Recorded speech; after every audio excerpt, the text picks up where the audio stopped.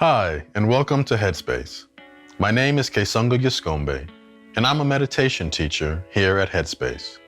Today, I'll be answering some of your questions on how we can bring some mindfulness into our relationships. Let's get started.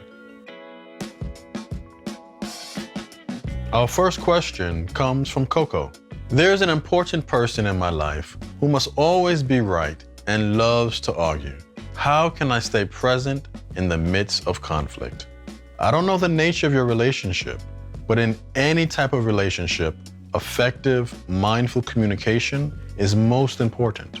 What I invite you to do is find a moment when y'all are not arguing and communicate these exact feelings to them in a mindful manner. So how might that look? You may say something like, I'm noticing that when we're arguing, I tend to tune you out. I don't want that to be the case because this is something that is obviously very important to you and therefore important for me too. When we get into arguments, how can we communicate in a more productive way?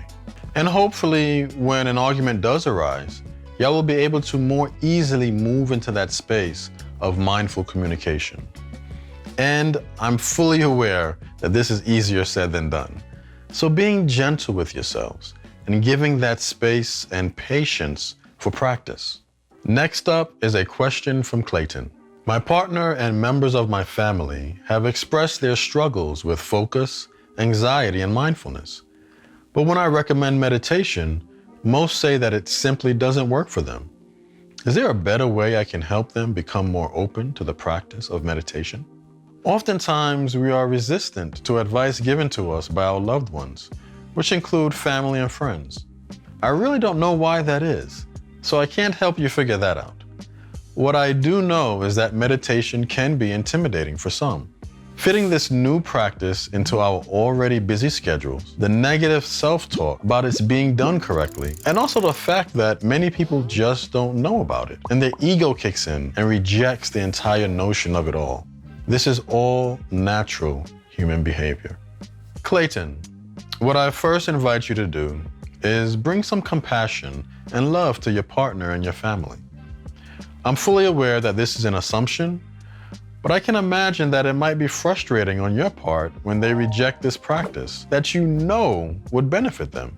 And they can probably feel this frustration from you, which just furthers their rejection of it all. One thing you can do is express to them how meditation doesn't have to be a complicated process. 5 minutes a day is a great way to start. Our final question is from Polly. I still find myself resisting the notion of acceptance. For example, I don't want to just accept social injustice or toxic family dynamics when there is something I could do to further positive change. Am I missing something in the practice of acceptance? So, Polly, I thoroughly love this question.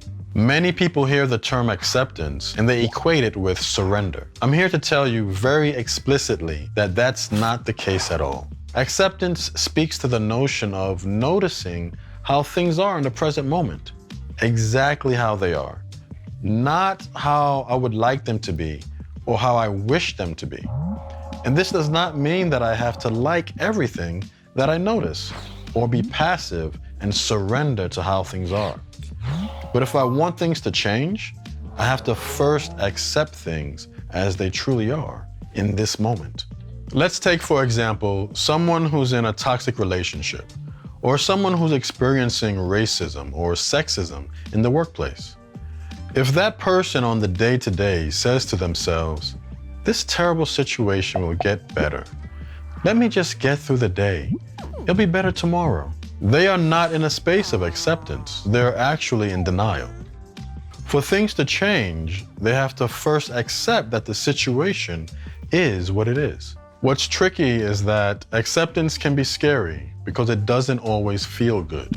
But the irony is that once you allow yourself to fully accept the situation for what it is, then you'll be able to move forward in making the wise and appropriate decision for that specific situation. So just to summarize, acceptance doesn't mean surrender.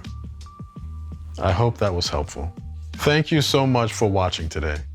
If you have more questions for me about this topic or anything else, please send them over to askkessonga@headspace.com, and we'll do our best to answer them in a future episode. I'm excited to be on this mindfulness journey with you. See you again soon.